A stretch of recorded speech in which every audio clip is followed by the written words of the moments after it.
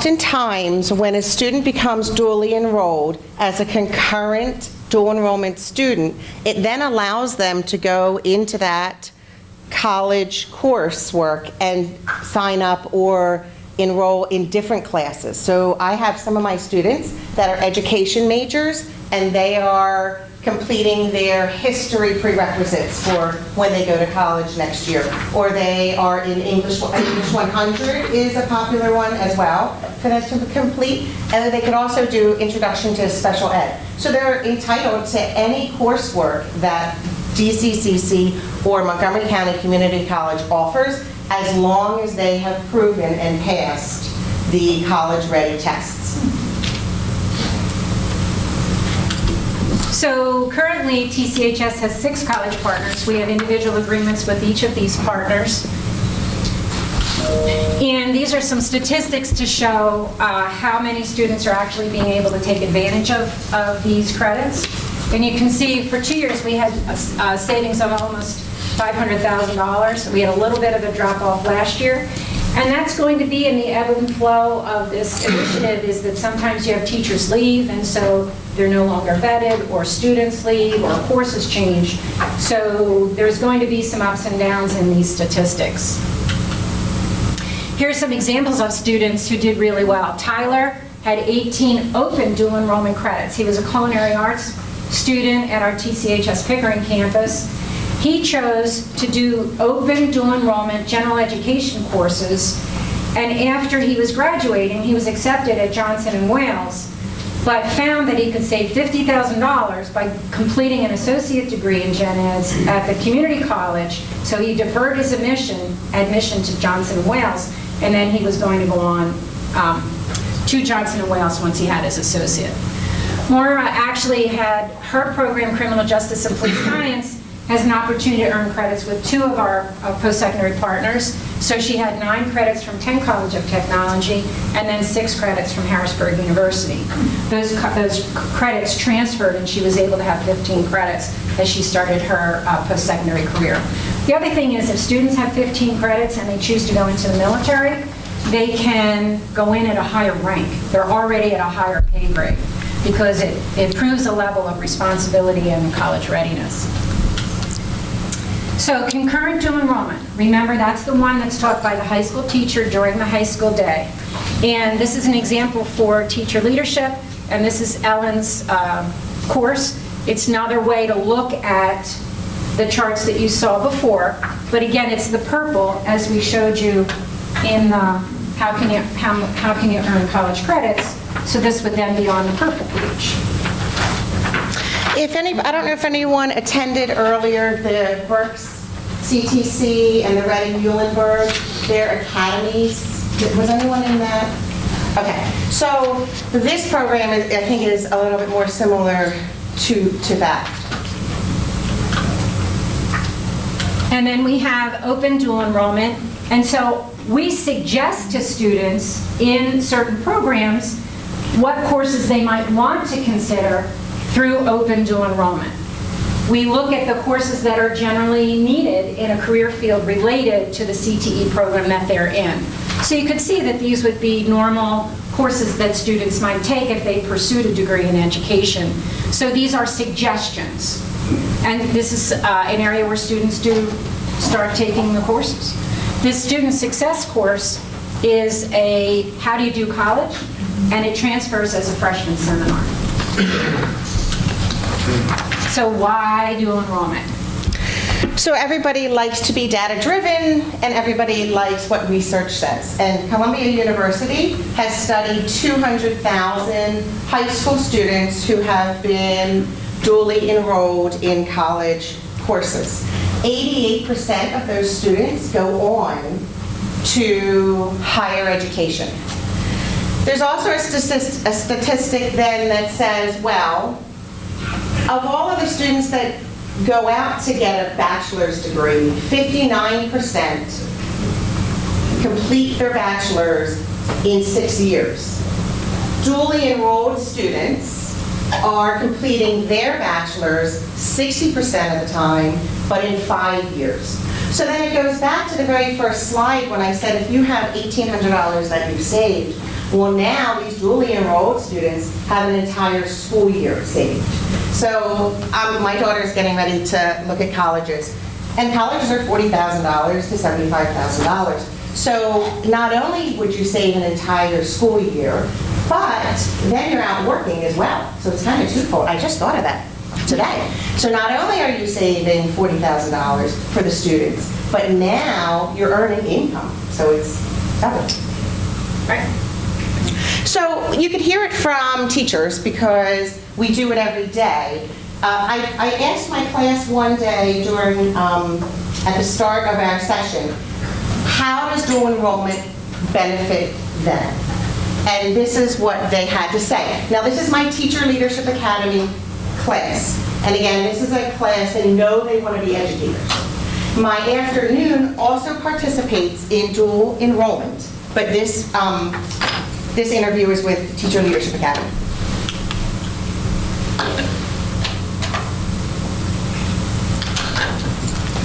Is it plugged the sound in? Stop. I think we have to move it.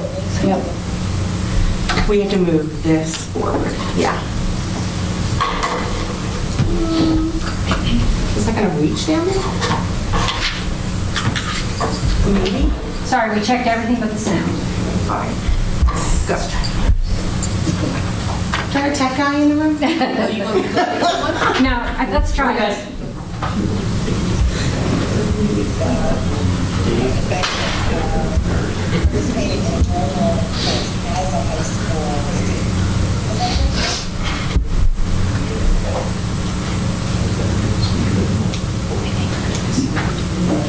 You think what?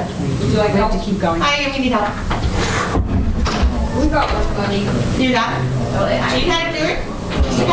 I would turn the microphone on just to lower volume. Put it over there. That's as techy as I get. That's a great solution. Thank you. That's an administrative. Thank you.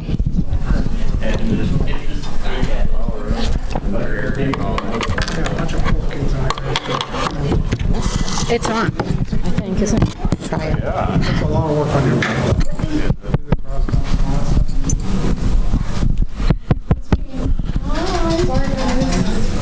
Sound. Where is it? We're just not connected to the speaker. I just plugged it into here, but the sound wouldn't come out of that speaker. I think we should skip. Here, try it again. All right, good. No, this doesn't. Is that your sound? Ah, there we go. Okay, we're probably going to blast everybody out. You have to turn that too. The other one. Do this one. Okay. Try that. Just make sure you're. I just want to start today's class off with a discussion. Should we just put the microphone up to her? I don't know why it's going. This is why I want. Yeah, that's why I want to. Do you have a sound thing in your computer? Right to the computer. It's this is the little round one. Well, while we're working on that, we can go to the next slide because it's a student success. So we'll keep going about student success. So you'll hear my students, they're able to identify quite quickly what the benefits have been to them to be a dually enrolled student. Can you click, Jane? I just want to start today's class off with a discussion on the importance or the value, the benefits of participating in a dual enrollment course as a high school student. Does anybody want to share any ideas or any feelings on how your current dual enrollment courses are going to have a positive impact on your education? Thanks, Erin. Yeah.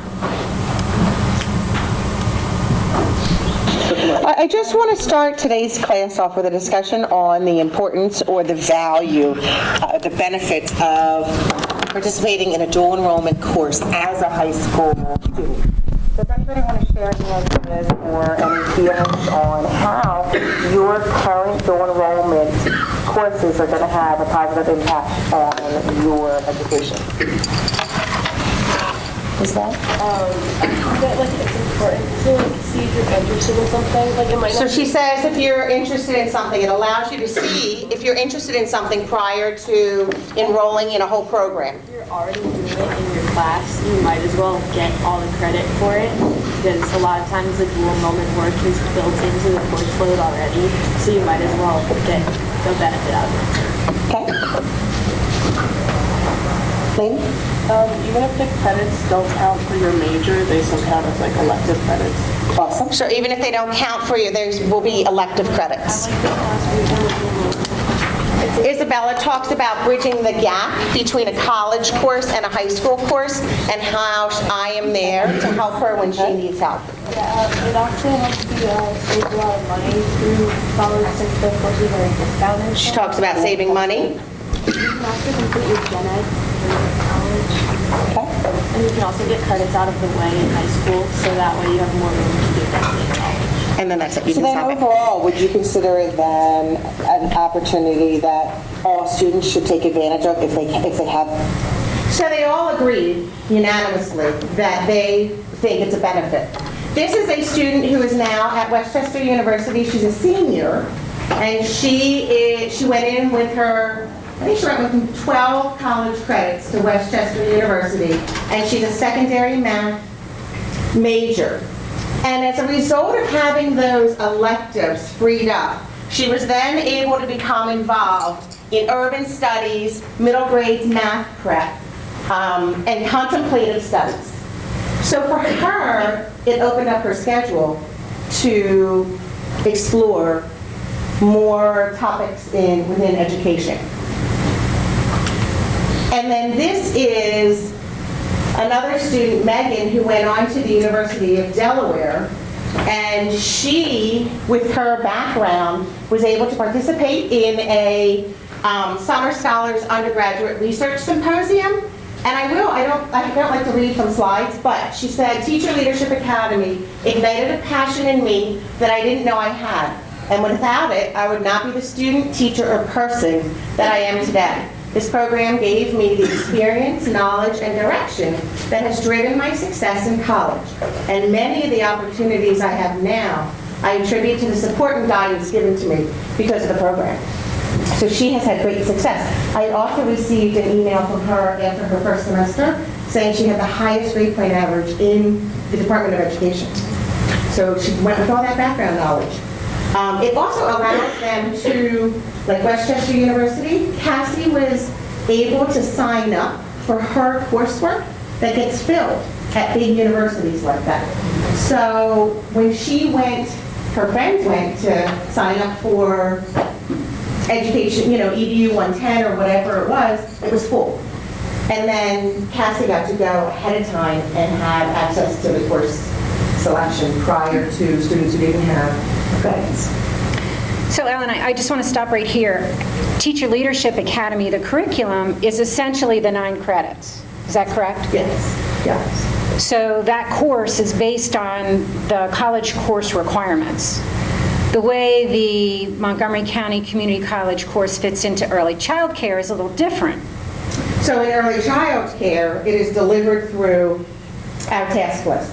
So, and I have a liaison from Montgomery County Community College who comes in, she observes me, and she shares all of her material with me as well. So how do you develop a dual enrollment agreement? Where do you start? Well, there's a lot of relationship building, and that's where you need to start. Sometimes we will approach a post-secondary partner. Sometimes post-secondary partners approach us. It usually starts with a meet and greet meeting. You try to see where you have commonalities, where you have the potential, where do our career and technical programs overlay with the college's majors. What is the goal of the college? What are they looking for? Where can we get started? Those task lists, the POS task lists, are a huge key to beginning that conversation, because after we develop the relationship and we start to identify career areas, we need to crosswalk the high school course to the college courses. We try very hard to find courses that are more closely aligned with the high school curriculum so that our teachers can still be working off of their task list with the potential there may be one other or two other units to be able to meet the college requirements.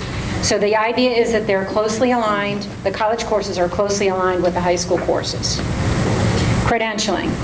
Each one of those 6 partners has different requirements for the high school teachers to be vetted.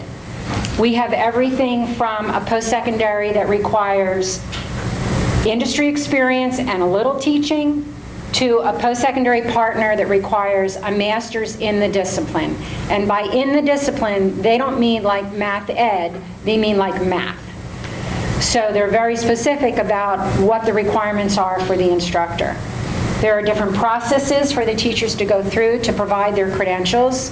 So it's usually a resume, all of their industry certifications, because if we're working with a technical post-secondary partner, they recognize the value of industry credentials, industry certifications, as well as teaching certificate. So those are some of the things that need to be submitted to the post-secondaries. Teachers are then approved. Sometimes there's an interview with the faculty liaison. Ellen enjoyed that with the faculty liaisons that she works with. And a lot of times that becomes a professional sharing. They're both in the same career field. Hey, what are you doing now? What are we doing? And so it's a nice professional development between two levels of education. So it's not a scary interview like you're going for a job. It's more like, hey, what are you doing? This is what we're doing. Where can we find commonality and build this for secondary students? For instructor, how many of you are instructors? So from an instructor's, because I'm an instructor, from an instructor's point of view, I've had all positive experiences with my liaisons, and they're very willing to help me with anything that I need help with and to provide the guidance that I need. In addition to the freedom as well. You know, you have your freedom, your academic freedom as well. And that's one of the interesting things for the high school teachers. High school teachers are so structured. You have a curriculum that's given to you. You have lesson plans that you write on a regular basis. The college courses, many times there's so much academic freedom that our teachers, our high school teachers, are a little lost. Like, what do they want me to teach? Well, you know, they might just have a syllabus, a framework, and let the teachers go. That can be enjoyed, or if you're used to structure, sometimes that's a little threatening. So sometimes a little hand-holding needs to take place to get it launched. Has anyone had the same experience, positive experiences? We did it last year. We ended up with 22 credits. And it worked out real well. We were parallel, we didn't know it. Right. We were right in line with them, and with the kids, the community college, not a 4-year degree, but it was just community. Right. Pretty cool. That's great. So last year was your first year? Oh, no, that's my 16th year. Last year's For dual enrollment. For dual enrollment? Yeah, that's when we got it all. We were like 8 credits before that. Now you're 22. But we never talked. We just, well, okay, it's on a piece of paper somewhere, just went with it. So now we actually talked, sat down. It took a couple days, it took some time. It does. Like, we have monthly dual enrollment meetings as instructors. High school instructors. High school instructors. And so we meet with our guidance counselor once a month. And that's intended to support the instructors, to see if there are any issues with their dual enrollment class, faculty liaison, students aren't getting their work done, whatever. Because there need to be college expectations on the students. And in the video, the students actually talked about the fact that, Ellen's students in the video, maybe you couldn't hear it, but they were saying they appreciated the fact that they were taking one of their first college courses in a supported environment. So that there was a high school teacher there with the ability to kind of help and make sure that they were staying on task. So the next topic up there is costs. So since the high school is bearing the cost of the vetted instructor, the tuition tends to be lower. It could be potentially half of an in-state tuition, where the students actually pay the tuition directly to the college. It gives them that opportunity to learn how to log on to a college website, meet a tuition deadline, with the idea that if they don't pay on time, they will be dropped from the course. That's a college skill that students need to understand. It's not a high school kind of mentality where, well, I didn't mean it, can I bring it in tomorrow? No, this is college, you didn't make the deadline, I'm sorry, you'll have to wait till next year, or you get to pay twice the cost and do it after you graduate. Another model for tuition is an institutional model, where the high school actually pays X number of dollars based on the number of courses that we offer. So the college courses are actually free to students as far as tuition is concerned. Their only financial burden would then be for textbooks or course materials. Marketing. So we market our program through, we have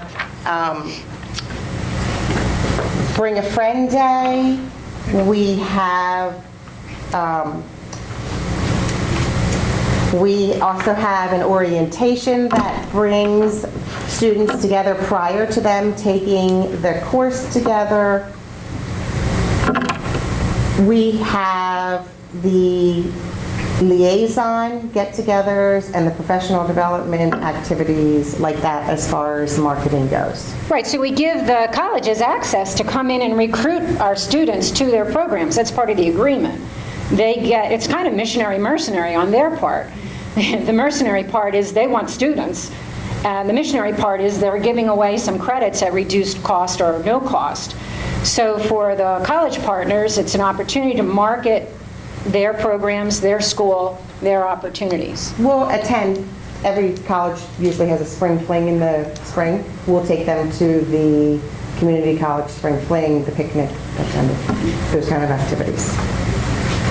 The orientation is held in the spring, and that is actually an opportunity to get together with the parents. Parents understand the cost of college, they understand the difference in tuition, and they're very excited when you tell them the benefit and the money saved. Students actually fill out their college application.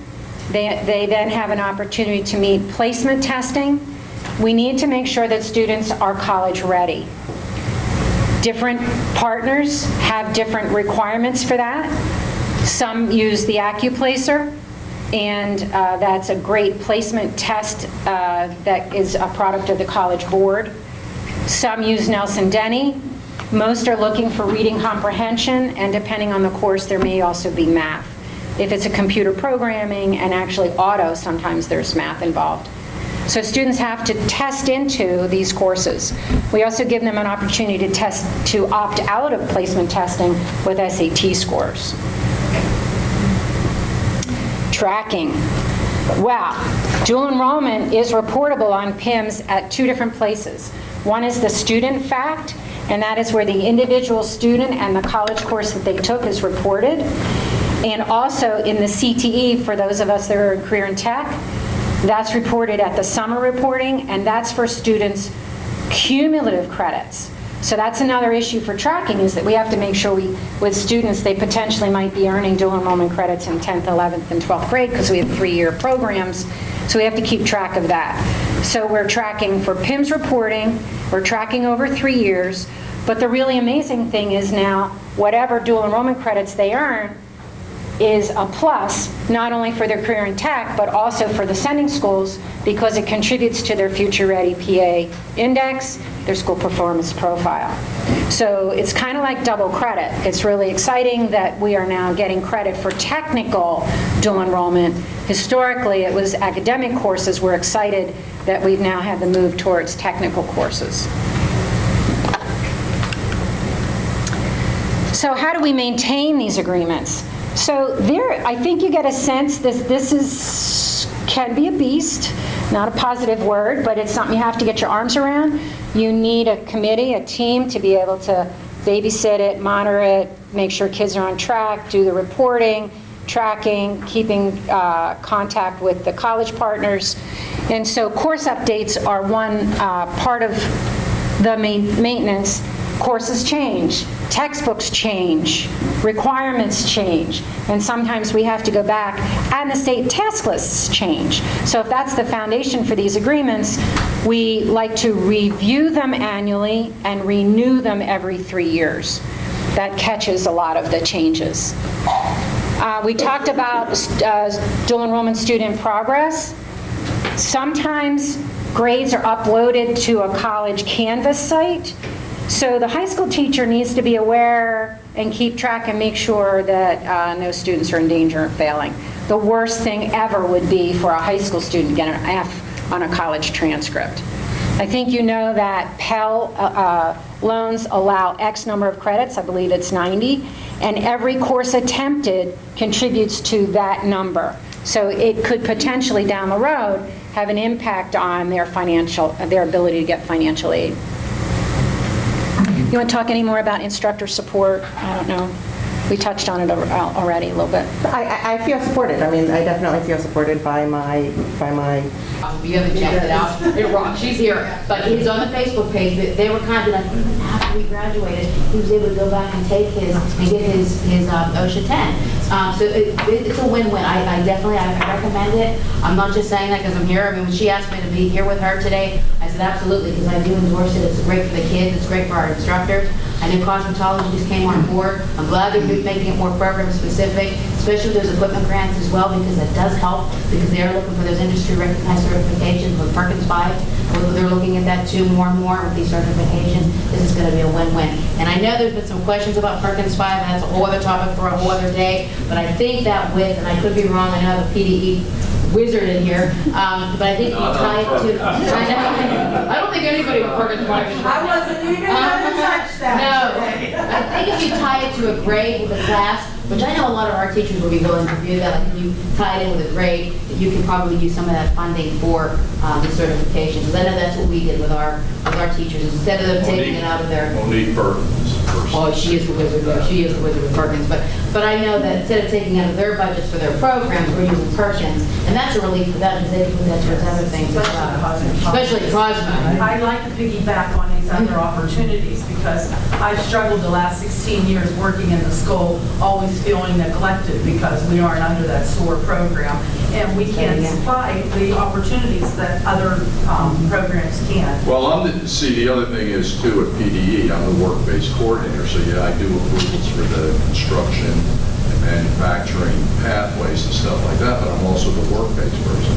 I always go out, when I go and do 339, Jim was with me at a school not that long ago, that I advocate that they get stuff like this for any of their kids that go out and do capstone co-op, especially if they're going into areas where aren't coming, or especially in the construction area or something like that, because we really want kids to get out there and get hands-on application. But you also need to have this as a foundation as well. So, just to end this real quickly, no, it's not a demerit or a citation or whatever else if a school doesn't do this. It's a recommendation that they always do this. And moving forward, as the Secretary had said last night in regards to the Pennsylvania Future Index and all of that, certifications and work-based learning are very important moving forward. Because we need, as you probably heard the theme throughout the last 2 days, an experienced workforce. It starts in school.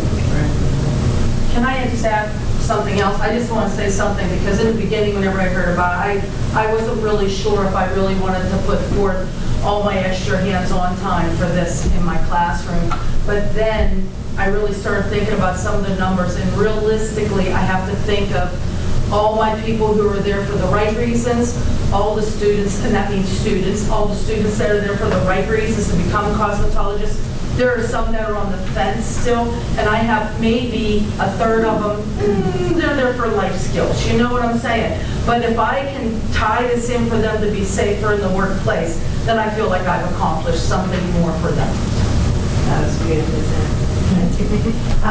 I have one of my instructors over here too that actually approached me here, Mr. Roach, and I just, if you don't mind sharing, so I thought it was really cool what he's doing. Are you okay with that? Yeah. Okay. Because since you're gracing us with your presence, Some of the teachers have been in the CTE program. I'm in Temple right now doing learning guides and lesson plans. So always, whenever I do a lesson, I always do my best to create something that I can use. So I created a learning guide for OSHA 10. Yeah, so essentially what it is how to log in, what color the button is, all sorts of stuff. But I linked it to over, I think on the learning guide, I think there's close to 20 academic standards that are linked to OSHA 10. All right? So it's all in my learning guide. I actually also link math to it. So every module the student takes, they have to write their percentage grade down. Then they get an ethics grade for the day in our school, which is 10 points. They have to combine the two percentages to get their average, and then calculate their GPA. All right, every module they work their way down. I include scaffold, so it turns into be like, I think it's like 12 or 14 modules. All right, so when you work your way down at the end, they total it all up together. And what I'm noticing is as they're working their way through, they're trying to increase that percentage for their GPA because they don't like the number that they say. So I do it in a senior, I do it in my senior year, and I assign 4 modules, half of market period. So before progress reports, I assign 4 modules. After progress reports and report cards, I assign 4 modules. So I did it twice. So the other thing that I like about it is 20% of my OCTI is safety. So last year when I did it, it jumped up considerably, the safety portion of NOCTI as well. And all my OIC members want it. Like, they're trying to get me to get OSHA 30. They're like, can you get them to OSHA 30? I'm like, OSHA 10 is hard enough. We get them to go through it. But they have to want it. Like, they really have to want to achieve this. So every year I take pictures of the kids with the cards, and then I show next year's students this is what they have, and they get all excited about it. So I dedicate the time. I give them, they have a gym day, so they have 45 minutes at the end of a gym day. So it's one of those days where they come in and they're like, and you try to teach a lesson and they're all sweaty and they smell like corn chips. So you're like, sit down, grab a computer and do it. So I just find like the heavy lifting that you do in the beginning, explaining to them how to log on and giving them a sheet to do that. All the learning guides and the lesson plans I printed and put in 3-ring binders in my shop. All right, and one thing that I did that I was talking to lots of you about last night is I was always like, why aren't you taking notes? Why aren't you taking notes? And one of my special education, my case manager said to me, they don't know how to take notes. And coming from industry, I'd be like, notes are easy. So we got a lesson on taking notes. And ever since they started taking notes, they're not taking retakes. All right, so like, it's just not as simple. It is simple to get in. It's just not as simple to go, here's the computer kit. Go ahead, get in there. You have to do some heavy lifting in the beginning. It's very generic, but it takes dividends at the end. All right, so that's how I go. Anyway, if you guys want, so you don't have to do some of that heavy lifting, give me your email address. I'll send you a learning guide so you can put your name on and say what I did. All right? How much do I owe you for that?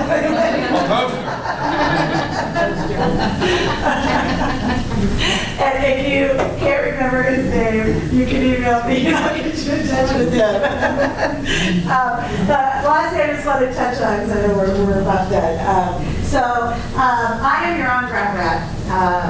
I will tell you that you don't, I know there's a lot of programs, you buy it, and then you are like, oh, now what do I do? And I don't have support, and blah, blah, blah. I will tell you that if you need me to come to your school, I will come to your school. If you're a new teacher, I came out, I did a thing with the kids, I do OSHA kickoffs, I come out, I do a Kahoot, I talk to the kids, explain to them why it's important. Sometimes coming from someone else that's not their teacher, they might actually listen to a couple minutes of what I'm talking about. I do 100% completion parties, so I'll come out, I'll visit your programs, let's make it fun. We take pictures, I bring out pizza or cookies or whatever. We advertise you guys, we put you up on our Facebook page. We tag your school, it's great for your PR, to show great things that you're doing in your school. We also have these fabulous scholarship opportunities. So once your kids complete the OSHA 10 hour, they are eligible to enter. We give away $400 or $500 checks every quarter. Doesn't sound like a lot when we're nationwide, but how many of your kids do you think really are going to go write an essay when they're done? But if you do have a handful of kids that you know need money, I just had a student, I'm so excited, in Akron, Ohio, at Ellen High School. This young man, I met him, I did a 100% completion party in the spring. And he came over to me after and he goes, my writing's not that great. I don't know if I can do it. And I said, it's okay. And then his teacher said, look, you write it, you come see me and I'll help you with it. So he helped him with the essay, and then I said, I'll give you another tip. If you enter during the third quarter, which is over the summer, we usually only get about 2 entries a year. Do the math, we have to give away 4 checks. So we have to pick 2 from the quarter before. So this young man won. He does not know yet. So I bought a big check, and I'm going out next week, and the superintendent is coming, the newspaper is coming, we're going to do a big thing, and he has no clue. But I'm telling you, it can happen. And so there's a reward at the end. If you have your kids do it, I will tell you the schools that I see win a lot is the teachers make it an assignment. So the classroom does their OSHA, now this is going to be a writing assignment, and then it's just another learning tool for them to be able to do as well. And why not win some money? And they can also enter every quarter until they win, or until they turn 24 years of age. So it's not like you enter once and then you didn't get it, you can't enter again. And you guys have me. I will tell you, I will pat myself on the back. I think I'm pretty cool. I'm a lot of fun. And, but I'm really here to support you guys. I will be there, I promise you. I have teachers that text I me. did. Like, you have my cell phone number, and I'm not kidding, right? And she's like, I need this. I was I like, went to all right. Friday afternoon class with the same session, and I managed to give them the same Quizlet that she opened up in the video, and I wish you had that video on, because I think they would love to see that. I'm going to do a Kahoot. I mean, like, the videos that you have. Yeah, well, if you go on our website, you can look at all of our winning videos that kids have submitted. We do have a National Safety Scholarship. I don't want to keep you guys. But, so yeah, so I'm here to help you. My card is on the front. We offer free demos for any of our courses. So if you would like to demo those courses, if you didn't hit yes on my iPad, but now you're like, hey, maybe she's not going to, like, bombard me too much, I'd like to do that, just send me an email and I'll set you up. Any other questions before I let you guys get out of here? Awesome. Well, thank you guys so much for coming.